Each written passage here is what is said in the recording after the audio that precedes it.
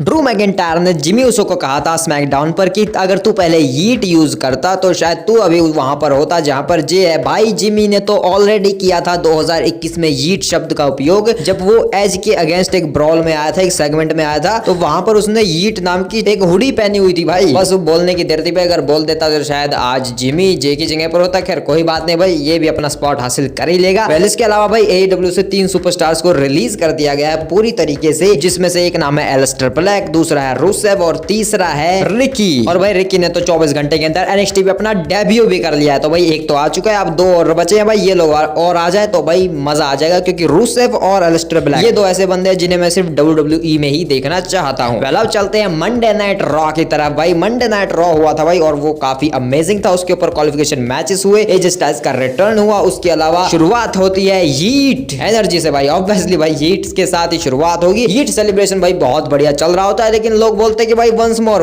तो भाई बंदा एक और बार करने लगता है। क्या करता है भाई, वो टेबल के ऊपर चढ़कर भी यीट करने लगता है। लेकिन जो कैमरा एंगल दिख रहा था भाई, मैं समझ गया था कि भाई कुछ कांड होने वाला है। तो भाई अचानक से जे ऊसो गायब हो जाते हैं वहां से। तो पता चलता है कि गुंथर ने अटैक कर दिया है जे ऊसो के ऊपर बुरी तरीके से, रिंग के अंदर ले जाकर एक बिग बूट, उसके बाद एक चॉप, उसके बाद एक पावर बॉम्ब हिट होता है जे ऊसो के ऊपर गुंथर की तरफ से। गुंथर एक चॉप लॉक में भी डाल देते हैं, लेकिन यहाँ पर फिर ऑफिशियल्स आ जाते हैं काफी सारे, जो गुंथर को यहाँ से ये सब करने के लिए रोकते हैं। लेकिन भाई गुंथर कहाँ किसी की सुनने वाला, वो एक और पावर बम हिट करता है और निकल लेता है यहाँ से। लेकिन जाते जाते यहाँ पर जे ऊसो कहता है कि रुक गुंथर रुक, मैं कुछ कहना चाहता हूँ। शायद मुझे ये नहीं कहना चाहिए, लेकिन ये हो चुका है, तू और मैं रेसलमेनिया। तो भाई जे ऊसो यहाँ पर कंफर्म कर देते हैं, वो चूज कर लेते हैं गुंथर को। और जे ऊसो के ऐसा कहने के तुरंत बाद ही गुंथर बहुत ज्यादा गुस्से में आ जाते हैं और वो जाकर फिर से अटैक करने का ट्राई करते हैं जे ऊसो के ऊपर। लेकिन इस बार जे ऊसो पलटवार करते हैं और एक ऐसी सुसाइड डाइव हिट करते हैं जो कि मुझे थोड़ा नॉस्टैल्जिया फील करवाती है,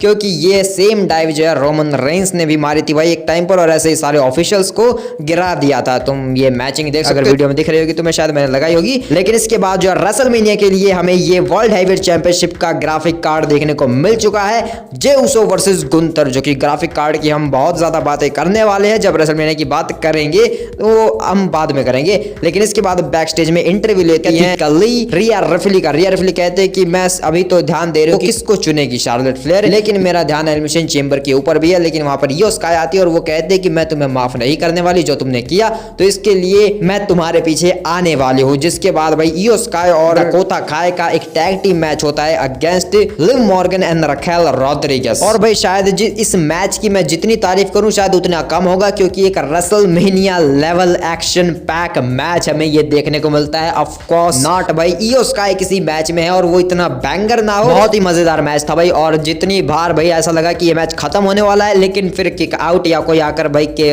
ब्रेक करवा देता पिन फॉल को। लेकिन एंड में डकोटा काय अपना जलवा दिखाती है, उसके बाद भाई रखेल रॉड्रिगेज जलवा दिखाने लगते हैं। लेकिन एंड में भाई ईयो स्काई का जलवा चलता है, ऊपर से भाई वो तो खून भी निकाल देती है लिव मॉर्गन के, और एंड में अपना फिनिशर हिट करके इस मैच को जीत जाती है ईयो स्काई और डकोटा काय। और जीत के बाद जब वो बैक स्टेज में जाकर अपने घर जाने के लिए तैयार होती है, तो यहाँ पर रिया रिप्ली आती है और वो ईयो स्काई से कहते हैं कि देखो मैं बार बार उन सब चीजों के बारे में बात नहीं करना चाहती, मैं तुम्हें एक मौका देना चाहती हूँ। लेकिन ये इसलिए नहीं क्योंकि मैंने तुम्हें कॉस्ट करवाया, इसलिए क्योंकि तुम शायद डिजर्व करती हो। इसलिए एलिमिनेशन चेंबर के बाद जो मंडे नाइट रॉ होगी उसके ऊपर तुम्हारा और मेरा वर्ल्ड हैवीवेट चैंपियनशिप के लिए मैच होगा, तो तैयार रहना। तो ईयो स्काई कहते हैं कि हाँ मैं जरूर तैयार रहूंगी। इसके बाद इंटरव्यू लिया जाता है यहाँ पर न्यू डेज का जैकी रेडमोन के द्वारा, लेकिन भाई वो जैकी रेडमोन को डिसरिस्पेक्टफुली भगा देते हैं यहाँ से और फिर खुद कुछ बोलने का ट्राई करते हैं, लेकिन कुछ बोलने दिया ही नहीं जाता उन्हें, ऑडियंस की तरफ से ऐसा दिखाया जाता है। लेकिन कॉन्फिगरेशन यहाँ पर ये कहते हैं कि मुझे एलिमिनेशन क्वालिफाइंग मैच क्यों नहीं मिला, रे मिस्टीरियो को क्यों मिल रहा है, मैंने तुम्हें ज्यादा एंटरटेन किया है एलिमिनेशन चेंबर के लिए। अगर यकीन ना हो तो 2019 का चेंबर जाकर मैच देख लो। लेकिन भाई किसको सुननी है कॉन्फिगरेशन की बकवास, तो इसलिए यहाँ पर बेली आ जाती है भाई, इनको इंटरप्ट करती है भाई बेली। भाई सोच रहे हो, वेल बेली ने जो है अपने मैच के लिए यहाँ पर एंट्रेंस की होती है। रॉक्सन प्रीज हमेशा की तरह रिंग साइड पर मौजूद होती है,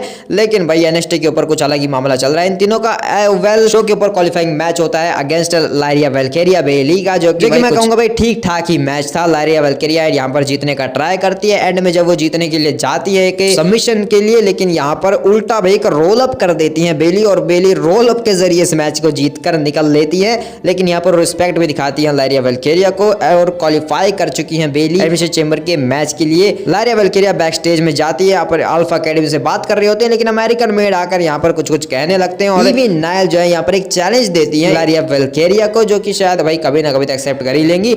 लेकिन यहाँ पर एक हाइप क्लिप दिखाई जाती है war readers versus creed brothers के मैच की, क्योंकि आज यहाँ पर एक वर्ल्ड टैग टीम चैंपियनशिप के लिए इनका मैच होता है शो के ऊपर। ये सब एंट्रेंस करते हैं, उसके बाद मैच स्टार्ट होता है और मैं सोच रहा हूँ कि भाई ये मैच इतना देर तक क्यों चल रहा है, खत्म क्यों नहीं होता। इसमें ईवी नाइल इंटरप्ट करती है और जब ईवी नाइल इंटरप्ट करती है तो यहाँ पर जो ये सुप्लेक्स और उसके बाद जो मूवसॉल्ट का कॉम्बिनेशन देखने को मिलता है क्रीड ब्रदर्स की तरफ से, वो काफी शानदार था। यहाँ पर ये लोग ढेर हो जाते हैं, एंड में वॉर रेडर्स जो है अपना फिनिशर देने जाते हैं, लेकिन यहाँ पर जूलियट क्रीड आकर अटैक कर देते, एक टाइटल शॉट हिट करते हैं, जिसकी वजह से ये मैच जो है रद्द हो जाता है डिस्क्वालिफिकेशन के जरिए। वॉर रेडर्स रिटेन कर देते हैं, लेकिन यहाँ पर डोमिनेंट दिखाते हैं क्रीड ब्रदर्स, वो टैग टाइटल्स को उठाकर हवा में रेज करते हैं। तो क्या स्टेटमेंट देना चाहते हैं, क्या ये भी उन्हें चैट गेबल ने कहा था कि अगर ऐसा करोगे तो तुम्हें एलिमिनेशन चेंबर में मैच मिल जाएगा। मे भी भाई हो सकता है इनका मैच एलिमिनेशन चेंबर में। आगे चलते हैं, पेंटा भाई अपना ज़ेरो मियागो करते हैं कि लुडविग काइजर और पीट डन की तो ऐसी की तैसी करने वाला हूं मैं।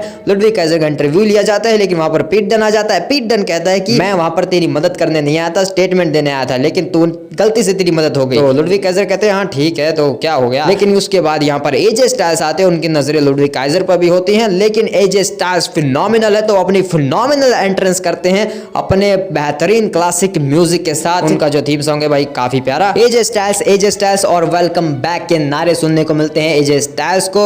एजे स्टाइल्स कहते हैं कि ये सुनकर मेरा दिल भर आया, मेरी धड़कनें जो है बाहर निकल कर आने वाली हैं ऐसा लगता है। लेकिन ये वो जगह है नेशविल जहां पर मैं एक नई शुरुआत करना चाहता था, लेकिन नहीं कर पाया क्योंकि मैं इंजर्ड हो गया, लेकिन अब मैं वापस आ चुका हूं, तो मैं फिर से एक नई शुरुआत करूंगा और मैं देख सकता हूं कि मेरे अंदर काफी कुछ बचा हुआ है। तो मैं हूं फिनोमिनल, मैं पूरे लॉकर रूम को बता रहा हूं कि मैं अभी भी हूं फिनोमिनल वन। लेकिन तभी यहां पर डर्टी डोमिनिक मिस्टेरियो आकर इंटरफेयर करते हैं द फिनोमिनल वन को। भाई सब बेइज्जती है, वेल इसके अलावा बेइज्जती जो है डोमिनिक की हो जाती है, क्योंकि कोई उसे बोलने देता ही नहीं। भाई इतनी बूज मिलती है भाई डोमिनिक को। भाई मैं इसका फेस वर्जन नहीं देखना चाहूंगा भाई, मुझे ये हीली पसंद है भाई, क्योंकि लोग भाई जिस तरीके से इसको बू करते हैं तो भाई इसको बू में भाई बहुत मजा आता है जब डोमिनिक को बू मिलती है। वेल डोमिनिक यहाँ पर कहने का ट्राई करते हैं कि हम अभी भी टॉप पर हैं, judgement day Monday night Raw को चलाते हैं, लेकिन एजे स्टाइल्स कहते हैं कि अच्छा ऐसी बात है, जरा मुझे तो ऐसा नहीं लग रहा, जरा दिखाओगे डेमियन प्रीस्ट कहाँ है, रिया रिफली कहाँ है, ओह वेट फिन बैलर कहाँ है। अच्छा मैं समझ सकता हूँ काफी हिस्ट्री है, लेकिन ये कौन है यहाँ पर जो ये बैंगनी चड्डी पहनकर खड़ा है और तू, तेरी तो कोई परवाह ही नहीं करता, तुझे कोई पसंद नहीं करता है यहाँ पर, तू सिर्फ एक कचरा है और सबसे बड़ी बात तू रे मिस्टेरियो का एक बिगड़ा हुआ बच्चा है। जिसके बाद डोमिनिक भड़क जाते हैं, अटैक करने का ट्राई करते हैं, लेकिन भाई फिनोमिनल वन डोमिनिक के बाल ही पकड़ लेते हैं भाई वो। उसके बाद वो एक बेली किक देते हैं कार्लिटो को, लेकिन कार्लिटो भाई यहाँ पर बचा लेता है डोमिनिक मिस्टेरियो को, क्योंकि डोमिनिक मिस्टेरियो भाग जाता है। तो लेकिन कार्लिटो को लगता है एक फिनोमिनल फोरआर्म, जो देखकर भाई मुझे तो काफी अच्छा लगता है भाई, अंदर से काफी मजा आता है भाई। एजे स्टाइल्स रिंग के अंदर स्टैंड करते हैं, डोमिनिक मिस्टेरियो भाई उनके तो चेहरे का हवाई उड़ चुके हैं, लेकिन भाई एजे स्टाइल्स अपनी बॉडी दिखाते हैं कि देखो भाई मैंने कितनी बढ़िया फिजिक बनाई है। भाई इस फिजिक के साथ भी अगर डब्ल्यूडब्ल्यूई एजे स्टाइल्स का फायदा नहीं उठा सकती तो भाई धिक्कार है डब्ल्यूडब्ल्यूई के ऊपर, मैं और क्या बोलूं। लेकिन भाई एजे स्टाइल्स ने जो यहाँ पर प्रोमो कट किया उसके बाद अगर तुम्हें कुछ याद हो तो भाई एजे स्टाइल्स रॉ पर आ चुके हैं। जजमेंट डे के साथ उनका बहुत पुराना इतिहास है भाई, ओरिजिनल जजमेंट डे के साथ था भाई, एज थे जब डेमियन प्रीस्ट थे, रिया रिफली जो ओजी जजमेंट डे थी भाई उनके अगेंस्ट इनकी राइवलरी चली थी। फिन बैलर इनका साथ देते थे, लिव मॉर्गन भी इन्हीं का साथ देती थी भाई, मतलब भाई फिन बैलर एजे स्टाइल्स और लिव मॉर्गन एक टीम में थे और वो अगेंस्ट लड़ रहे थे एज डेमियन प्रीस्ट और रिया रिफली के। तो भाई अगर वो सब तुम्हें याद है तो तुम समझ सकते हो कि कितनी हिस्ट्री है इन सब के बीच। तो भाई जहां तक मुझे लग रहा है तो एजे स्टाइल्स वो कड़ी हो सकते हैं जो फिन बैलर को रियलाइज करवाएगी कि तू गलत कर रहा है, तुझे शायद अब जजमेंट डे को छोड़ देना चाहिए। तो मे भी भाई या तो एक फेस टर्न होगा या फिर भाई एजे स्टाइल्स का हील टर्न होगा, पर पता नहीं क्या होगा। लेकिन एजे स्टाइल्स ने बैक स्टेज में जाकर एडम पियर्स से एक मैच ले लिया है अगेंस्ट डोमिनिक मिस्टेरियो, लेकिन वहां पर हमें फेस ऑफ देखने को मिलता है। ब्रॉन ब्रेकर जो है आकर यहाँ पर एजे स्टाइल्स के सामने खड़े हो जाते हैं, अपने इंटरकॉन्टिनेंटल चैंपियनशिप उनके पास होती है, तो वो कहते हैं कि तुम भी अगले हो सकते हो, मैं तुम पर नजर रखूंगा। तो भाई ये ब्रॉन ब्रेकर करना क्या चाहता है, पिछले हफ्ते पेंटा, अब जो है एजे स्टाइल्स, शायद इसे वही कोई बढ़िया अपोनेंट चाहिए भाई सच बताऊं तो आजकल चीजें ही उल्ट पुल्ट हो चुकी है, क्योंकि पहले क्या होता था भाई सबकी नजरें चैंपियंस के ऊपर होती थी, टाइटल्स के ऊपर होती थी, लेकिन आजकल भाई चैंपियंस की नजरें दूसरे के ऊपर होती है कि भाई मुझे कोई बढ़िया सा अपोनेंट मिल जाए, जैसे कोडी रोड्स भाई हमेशा सोलो को बुला लेता है और क्या। यहाँ पर जो है जैकी रेडमॉन एक बेहतरीन इंटरव्यू लेती है सेथ फ्रिकिन रॉलिंस का। भाई साहब उनसे पूछते हैं कि एलिमिनेशन चेंबर में आप क्वालिफाई करने वाले हैं बहुत जल्द, लेकिन उसके लिए ऑलरेडी काफी लोग क्वालिफाई कर चुके हैं, John Cena, CM Punk, Drew McIntyre, आज मैच भी है, तो आप क्या कहना चाहेंगे। तो सेथ रोलिंस यही कहते हैं कि वहां पर जो है काफी सारे लोग क्वालिफाई कर रहे हैं, मैं भी वहां पर कर लूंगा, लेकिन मजा आएगा बहुत सारा, मैं विजनरी हूँ, मैं रेवोल्यूशनरी हूँ, मैं हूँ सेथ फ्रिकिन रॉलिंस और मैं जानता हूँ मुझे क्या करना है और मुझे दिख रहा है अपना पैथ रेसलमेनिया के लिए। और यहाँ पर भाई अचानक से फिर फिन बैलर आ जाते हैं और वो कहते हैं कि जरा यहाँ देख, तू पास्ट हो चुका है, सच तो ये कि तेरा डाउनफॉल आ चुका है और तू मेरे रास्ते में अड़ा हुआ है, मैं तुझे हटाऊंगा और मैं जाने वाला हूँ चेम्बर में, उसे जीत कर मैं रेसलमेनिया में भी जाऊंगा और जीतूंगा, चैंपियन बनूंगा। लेकिन सेथ रॉलिंस कहते हैं कि हाँ ठीक है मैं समझ सकता हूँ, लेकिन तूने जो अभी कहा वो गलत कहा, मैं तेरे रास्ते में नहीं हूँ, तू मेरे रास्ते में। और सब जानते हैं जब तू और मैं रिंग के अंदर आते हैं तो हम शो बनाते हैं, हम सबसे बेहतरीन शो देते हैं, तो इसलिए वो चीज तो होगी और मैं ही जाने वाला हूँ रेसलमेनिया, तो मिलते हैं मैच में। जिसके बाद फिन बैलर यहाँ से चले जाते हैं और जाते जाते वो चले जाते हैं बैक स्टेज में अपने क्लब हाउस में, जहाँ पर कार्लिटो का फूटा पड़ा है सर, लिव मॉर्गन का भी सर फूटा पड़ा है, डोमिनिक बेचारा उनको संभाल रहा है। तो फिन बैलर आकर कहते हैं कि वाह ये हो गया तुम्हारे साथ, कोई बात नहीं मैं संभाल लूंगा सब कुछ। वो डोमिनिक से भी बात करते हैं, डोमिनिक कहते हैं कि हमें एक नए शायद मेंबर की जरूरत है जेडी के बाद। तो फिन बैलर कहते हैं कि नहीं हमें कोई नए मेंबर की जरूरत नहीं है। लिव मॉर्गन भी समझाने का ट्राई करती है फिन को, लेकिन फिन कहता है कि नहीं हमें किसी चीज की जरूरत नहीं है, मैं जानता हूँ क्या करना है, यहाँ पर मैं अपने तरीके से चीजें करूंगा, मैं वर्ल्ड हैवीवेट चैंपियन बनूंगा रेसलमेनिया में जाकर। तो भाई थोड़ी देर के लिए छोटा सा पॉज लेते हैं। जजमेंट डे का मतलब है कि एक परिवार जहां पर कोई लीडर नहीं है, नो लीडर्स इन ग्रुप। तो भाई यहाँ पर अगर देखा जाए तो जजमेंट डे में जो है फिन बैलर अपने आप को एक लीडर की तरह स्टैब्लिश कर रहे हैं कि वो जजमेंट डे के लीडर बन चुके हैं। तो ये चीज तो भाई जजमेंट डे में कभी नहीं चलती है, तो इसलिए भाई बहुत जल्द बैलर को भी धक्के मारकर यहाँ से निकालने वाली है जजमेंट डे। उसके लिए मैं बेसब्री से वेट कर रहा हूँ। लेकिन ऑस्टिन थ्योरी और ग्रेसन वॉलर का भी कैथेकली इंटरव्यू लेती है, जिसमें भाई वो एनएक्सटी की बातें कर रहे होते हैं कि एनएक्सटी पे उनका जो है मैच होने वाला वो फेमी के अगेंस्ट है। लेकिन भाई यहाँ पर वो गजब बेइज्जती कर देते हैं, बैंगर आफ्टर बैंगर को फेलियर आफ्टर फेलियर बोल के शेमस को। तो भाई शेमस इनकी तोड़ने वाला है कभी ना कभी। तो वेल इसके बाद शो के ऊपर आते हैं best in the world CM Punk, और सीएम पंक ये कहते हैं कि नैशविल में मैं हूँ यहाँ पर और लैसविल में मैं लाइव आ चुका हूँ, तो यहाँ पर जो है मैं झूठे वादे नहीं करूंगा। देखो मैं पहले ही बहुत कुछ ऐसी बकवास कर चुका हूँ जो शायद मुझे नहीं करनी चाहिए थी। 2 हफ्ते पहले तुम मुझसे पूछते तो मैं कहता कि मैं रॉयल रंबल जीतने वाला हूँ, लेकिन मैं नहीं जीता हूँ, मैं उसे हार चुका हूँ। लोगन पॉल ने मुझे एलिमिनेट कर दिया था और मुझे शायद ऐसी चीजें नहीं बोलनी चाहिए जो, लेकिन इस बार एलिमिनेशन चेंबर होने वाला है, वहाँ पर 2 बंदे ऑलरेडी जा चुके हैं, मैं भी वहां पर हूँ। लेकिन 2 बंदों में से एक बंदा जो है ऐसा है जिसने सिर्फ बोला कि वो वहां पर होगा और वो हो गया भाई उसमें। तो मैं ये नहीं कह रहा कि वो गलत है, नहीं जॉन सीना है वो डिजर्व करता है वहां पर वो स्पॉट। लेकिन जो चीज वो डिजर्व नहीं करता है वो ये है कि वहां पर वो जीतने नहीं वाला, क्योंकि वहां पर मैं जीतने वाला हूं। ड्रू मैकिंटायर उसको तो हेल इन अ सेल में मैंने कितना बुरी तरीके से बजाया था, तो सोचो चेंबर में उसका क्या हाल होगा। उसके अलावा वहां पर सेथ रॉलिंस या फिन बैलर में से कोई एक आएगा, वहां पर चाहे कुछ भी हो वहां पर जीतने वाला तो सिर्फ मैं ही हूँ, सीएम पंक। जिसके बाद यहाँ पर लोगन पॉल आ जाते हैं, भाई उनका गाना बज जाता है। सीएम पंक कहते हैं कि भाई किसका गाना बजा दिया तुम लोगों ने, कौन है ये, मैं तो जानता भी नहीं इसके गाने को, क्योंकि भाई सीएम लोगन पॉल का जो गाना है वो बदल चुका है। लोगन पॉल यहाँ पर रिंग के अंदर आते हैं और वो कहते हैं कि सीएम पंक एक तो तू झूठ बोलता है, सब जानते हैं ये झूठ बोलता है। इसने कहा था कि ये कभी नहीं आ रहा है लोगन पॉल से, लेकिन 24 घंटे के अंदर लोगन पॉल से एलिमिनेट हो गया ये। उसके बाद यहाँ पर आ चुका है और तुम सब नैशविल वालों तुम इसे चीयर करते हो और मुझे बू करते हो, ये भेदभाव क्यों है यहाँ पर। हाँ, और तूने मेरा नाम नहीं लिया, मैं भी जा रहा हूँ चेंबर में, तुझे पता है। तो सीएम पंक कहते कि देख भाई मैं भूल गया कि तू भी है वहां पर, लेकिन खैर अगर तू जीतता है तो मैं तुझे मिलूंगा चेंबर में। चल, यहाँ से सीएम पंक जा रहे होते हैं, वहां पर रे मिस्टीरियो एंट्रेंस कर रहे होते हैं तो उनसे भी मिलते हैं। यहाँ पर सीएम पंक शो का मेन इवेंट होता है, Logan Paul versus Rey Mysterio का एक बेहतरीन हाई फ्लाइंग एक्शन मैच हमें देखने को मिलता है, जो कि ऑफकोर्स थोड़ा भाई मैं कहूंगा भाई काफी मजेदार मैच था भाई। क्राउन जूल का रीमैच हो गया और वहां पर रे मिस्टीरियो हार गए थे। तो यहाँ पर क्या हुआ भाई, लोगन पॉल भाई अपनी हवाई एक्शन दिखाता है, एड में यहाँ पर 619 हिट कर देते हैं रे मिस्टीरियो, मतलब आधी ही हिट कर पाते हैं, क्योंकि जब वो टॉप रोप से चढ़कर अपना स्प्लैश हिट करने जाते हैं तो यहाँ पर लोगन पॉल रिवर्स करता है, लकी पंच लोड करता है और लकी पंच हिट करता है। उसके बाद एक इनोवेटिव डीडीटी जिसे कहते हैं कि लकी डीडीटी कहा जा सकता है, वो यहाँ पर हिट होती है लोगन पॉल की तरफ से, जो कि भाई मैं पर्सनली कहना चाहूंगा कि काफी बढ़िया है। पिन होता है और जीत जाता है लोगन पॉल इस मैच को और क्वालिफाई कर लेता है एलिमिनेशन चेंबर के लिए। लेकिन भाई लोगन पॉल का जो फिनिशर है भाई नया, वो मुझे काफी बढ़िया लगा, जो एंड में उसने हिट किया वो डीडीटी काफी बढ़िया है भाई। वो अपने आपको हम्बल वंबल बोल रहा है, पता नहीं क्यों भाई हम्बल वाला कैरेक्टर लेके आया। लेकिन यहाँ पर शो खत्म होते होते न्यू डे आकर अटैक कर देती है रे मिस्टीरियो के ऊपर और यहाँ पर फिर चीजें ऑफ एयर जा चुकी है। तो यहाँ पर ऑफ एयर में ड्रैगन ली बचाने तो आते हैं रे मिस्टीरियो को,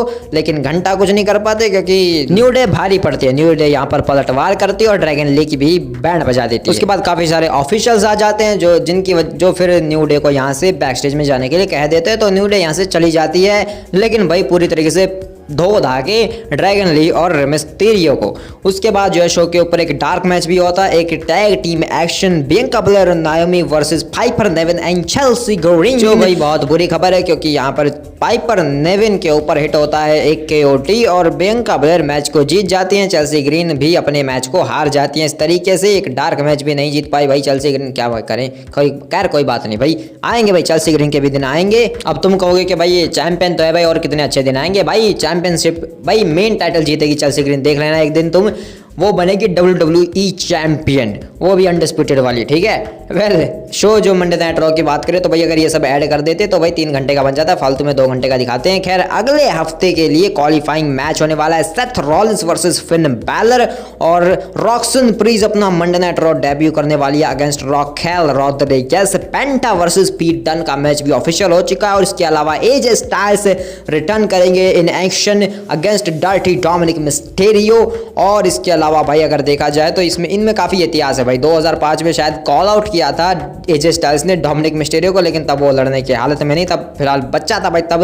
लेकिन चैलेंज जो है आज फाइनली एक्सेप्ट हो चुका है डोमिनिक मिस्टेरियो की तरफ से। Dominik Mysterio versus AJ Styles का मैच हमें देखने को मिलेगा। 20 साल की राइवलरी है भाई, समझ जाओ। लेकिन मंडे नाइट रॉ की बात करें तो भाई बहुत ही बढ़िया Monday night raw, I think मैं कहूंगा कि भाई सच में बढ़िया था भाई। मतलब कि भाई होता है कि भाई सबसे बेहतरीन एक्स्ट्रा ऑर्डिनरी और भाई काफी घटिया होता है, लेकिन मैं कई बार कहता है कि भाई एवरेज टाइप था। लेकिन भाई इस बार का जो मंडे नाइट रॉ था ये वाला शो, वो जो है एवरेज से थोड़ा ऊपर था, मतलब पूरी तरीके से एक्स्ट्रा ऑर्डिनरी नहीं, उससे थोड़ा सा नीचे रह गया, लेकिन मजेदार था भाई। काफी मजा आया मंडे नाइट रॉ को देखकर। और इसके अलावा भी बहुत सारी चीजें हुई हैं, तो तुम बाकी सब मुझे कमेंट में बताओ कि तुम्हारे क्या थॉट्स है इस बार की मंडे नाइट रॉ को लेकर। और बाकी सब कुछ मिलते हैं किसी और वीडियो में, तब तक के लिए